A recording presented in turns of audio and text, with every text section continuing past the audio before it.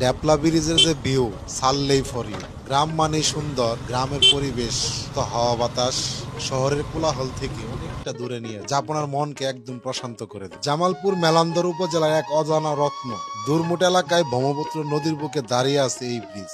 এটা শুধু যোগাযোগের মাধ্যম নয়, এ যেন এক দর্শনীয় সৌন্দর্যের ঠিকানা। ড্যাফলা ব্রিজটি নির্মিত হয়েছে বাংলাদেশের অন্যতম প্রধান নদী ব্রহ্মপুত্র নদীর উপরে। এই ব্রিজটি বেশ লম্বা, দূর থেকে দেখলেই বোঝা যায়। এটা কেবল একটি কাঠামো নয়, বরং স্মৃতি, ধৈর্য।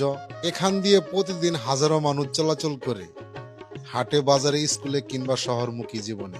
এই ব্রিজের সবচেয়ে মনোমুগ্ধকর দিক হলো এখানকার ভিউ।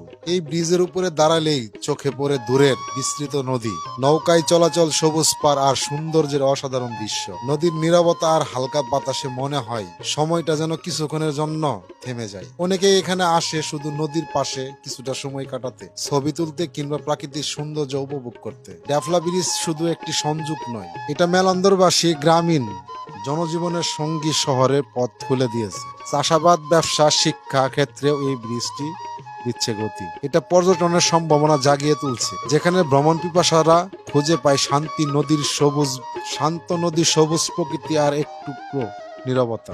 ড্যাফলা ব্রিজ জামালপুরের মেলান্দর উপজেলায় এক শান্ত অথচ অসাধারণ সৌন্দর্য লুকিয়ে থাকা স্থান।